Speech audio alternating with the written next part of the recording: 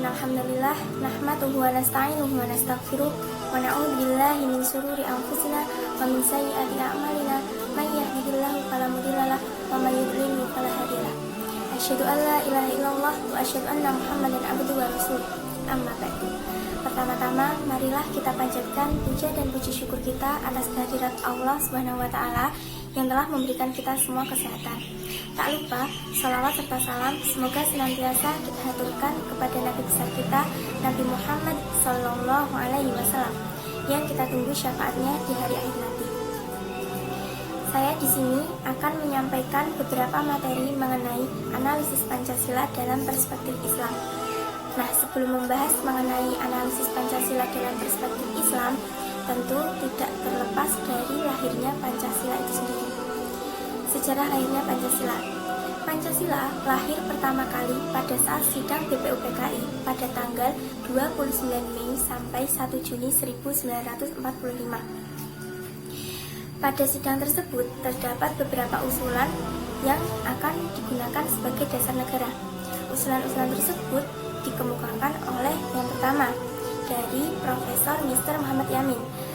Beliau menyampaikan dalam pidato tidak tertulisnya pada tanggal 29 Mei 1945 yang isinya peri kebangsaan, peri kemanusiaan, peri ketuhanan, peri kerakyatan, dan kesejahteraan rakyat.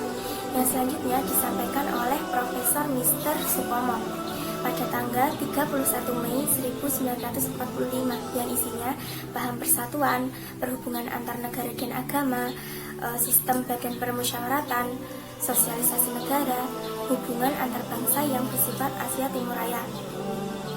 Yang selanjutnya disampaikan oleh Insinyur Soekarno pada tanggal 1 Juni 1945 yang isinya kebangsaan Indonesia, internasionalisme atau perikemanusiaan, mufakat dan demokrasi, kesejahteraan sosial, ketuhanan yang berkebudayaan. Nah, karena pada saat sidang BPUPKI tersebut belum mencapai mufakat, maka dibentuklah sebuah panitia kecil yang diberi nama Panitia 9. Panitia 9 tersebut diketuai oleh Insinyur Soekarno. Pada tanggal 22 Juni 1945, Panitia 9 ini berhasil menyusun sebuah naskah yang diberi nama Piagam Jakarta, yang isinya yang pertama, ketuhanan dengan kewajiban menjalankan syariat Islam bagi pemeluk-pemeluknya. Yang kedua, kemanusiaan yang adil dan beradab. Yang ketiga, persatuan Indonesia. Yang keempat, kerakyatan yang dipimpin oleh hikmat kebijaksanaan dalam permusyawaratan perwakilan. Yang kelima, keadilan sosial bagi seluruh rakyat Indonesia. Kemudian, melalui beberapa pertimbangan dan pembahasan ulang, sila pertama pada Piagam Jakarta tersebut diubah menjadi ketuhanan yang Maha Esa. Dengan demikian, lahirlah Pancasila sebagai dasar negara hingga saat ini. Yang selanjutnya, pengertian Pancasila menurut Profesor Dr. Notonegoro. Pancasila merupakan dasar falsafah dan ideologi negara yang diharapkan menjadi pandangan hidup bangsa Indonesia sebagai dasar persatuan, lambang persatuan dan kesatuan, serta pertahanan bangsa dan negara. Yang selanjutnya, analisis Pancasila dalam perspektif Islam. Langsung saja, sila pertama, ketuhanan yang Maha Esa. Pada prinsipnya, sila pertama ini menegaskan bahwa bangsa Indonesia dan seluruh masyarakatnya itu harus mempercayai adanya Tuhan. Islam memandang sila pertama ini sebagai dasar keimanan dan ketauhidan. Di sini terdapat dalam Quran Al-Ikhlas ayat 1 yang bunyinya Qul huwallahu ahad, yang artinya katakanlah Muhammad, dialah Allah yang Maha Esa. Di sini maksudnya adalah Allah itu tunggal dan satu-satunya, tidak ada yang menandinginya, tidak ada pembantu, tidak ada yang menyerupai bahkan menandinginya. Yang kedua yaitu kemanusiaan yang adil dan beradab. Pada prinsipnya, sila kedua ini menegaskan bahwa bangsa Indonesia ini merupakan bagian dari kemanusiaan universal, di mana masyarakatnya itu dituntut untuk mengembangkan sikap persaudaraan berdasarkan kemanusiaan yang adil dan beradab. Di sini sesuai dengan Quran surat Al-Maidah ayat 8 yang bunyinya A'udzubillahi minasyaitonirrajim, Bismillahirrahmanirrahim. Wala yajrimannakum syana'anu qaumin ala alla ta'dilu i'dilu huwa aqrabu littaqwa, yang artinya Dan janganlah permusuhan dan kebencian di antara kamu mendorongmu untuk berlaku tidak adil. Di sini maksudnya adalah kepada mereka yang kamu benci sekalipun, kami itu harus tetap memberikan suatu kesaksian yang patut untuk mereka terima. Dan putuskanlah hukum di antara mereka itu dengan cara yang baik dan adil. Karena orang mukmin itu pasti akan lebih mengutamakan keadilan daripada harus bersikap aniaya atau berat sebelah. I'dilu huwa aqrabu littaqwa. Kalimat ini merupakan penguat dari kalimat sebelumnya karena pentingnya keadilan untuk diperhatikan, karena keadilan itu lebih dekat kepada takwa. Kemudian sila ketiga, Persatuan Indonesia. Pada prinsipnya, sila ketiga ini menegaskan bahwa yang dimaksud dengan persatuan di sini itu adalah bersatunya beraneka ragam latar belakang seperti sosial, budaya, politik, agama, suku bangsa, dan lain-lain. Hal ini sesuai dengan Al-Quran Surat Al-Imran ayat 103 yang bunyinya A'udzubillahi minasyaitonirrajim Bismillahirrahmanirrahim Wa'tasimu bihablillahi jami'an wa la tafarraqu, yang artinya, dan berpegang teguhlah kalian semua pada tali atau agama Allah, dan janganlah kalian semua saling bercerai-berai. Quran Surat Al-Imran ayat 103. Yang dimaksud dengan bihablillah di sini itu ialah janji Allah. Hal ini senada dengan ayat selanjutnya yang artinya mereka diliputi kehinaan di mana saja mereka berada kecuali jika mereka berpegang teguh pada tali atau agama Allah dan tali atau perjanjian dengan manusia.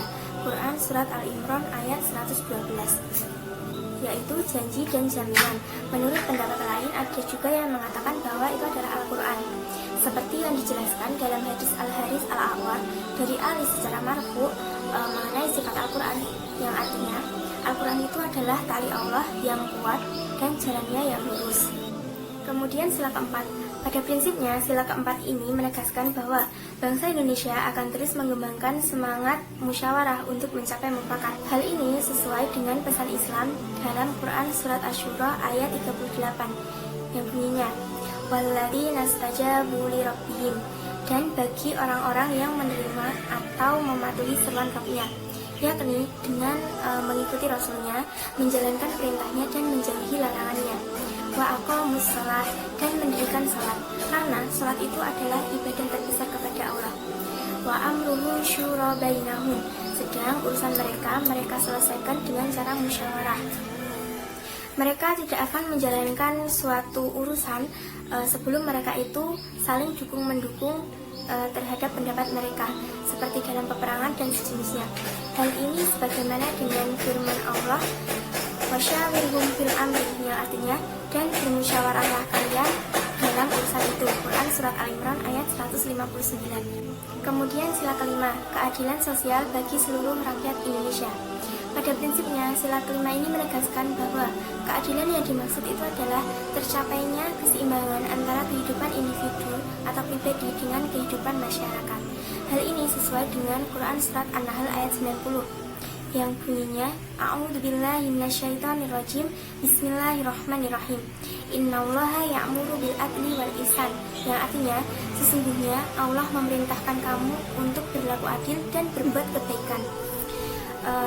Allah memerintahkan kepada hamba-hambanya untuk mengambil jalan tengah atau penuh keseimbangan dan memerintahkan hambanya untuk berbuat kebaikan. Hal ini senada dengan firman Allah yang lain yang artinya balasan dari suatu kejahatan adalah kejahatan yang serupa. Barang siapa memaafkan dan berbuat baik, maka pahalanya atas tanggungan Allah. Ali bin Thalhah mengatakan Innallaha ya'muru bil adl, yang artinya sesungguhnya Allah memerintahkan untuk berlaku adil, yaitu kesaksian bahwa tidak ada ilah yang berhak disembah kecuali Allah. Sufyan bin Uyainah mengatakan sikap adil di sini yang dimaksud adalah sikap sama dalam melakukan amal ibadah kepada Allah, baik secara terang-terangan maupun secara sembunyi-sembunyi. Demikian tadi yang bisa saya sampaikan. Semoga bermanfaat untuk kita semua. Banyak kurangnya saya mohon maaf. Wabillahi taufik walhidayah. Wassalamualaikum warahmatullahi wabarakatuh.